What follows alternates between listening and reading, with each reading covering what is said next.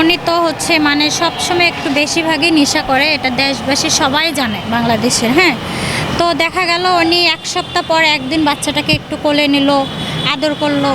দেখা গেল এক সপ্তাহের মধ্যে বা তার আগে এক সপ্তাহের মধ্যে 2 দিনও নিল, বা এক সপ্তাহ পরেও নিল, বা 7 দিন 8 দিন পরেও নিল একদিন।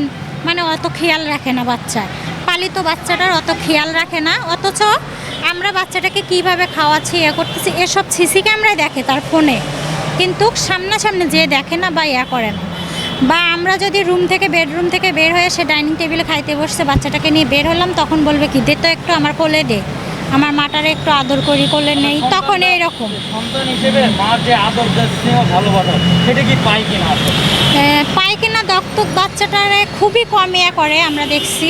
কিন্তু ওর যেটা ছেলে, সেটাকে সব সময় ও ক্যামেরায় দেখে। মনে করেন ও যখন নেশা করে, মদ পান করে, তখন হয়তো ফোনটা ওর পাশেই থাকে, হয়তো দেখে না, সে পরের দিনে দেখে বা ঘুমাইতে গিয়ে দেখে, সে অবশ্যই খেয়াল করে।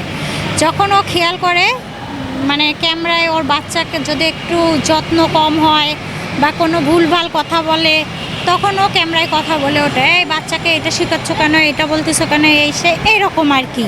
অতটা বাচ্চার উপর তার না।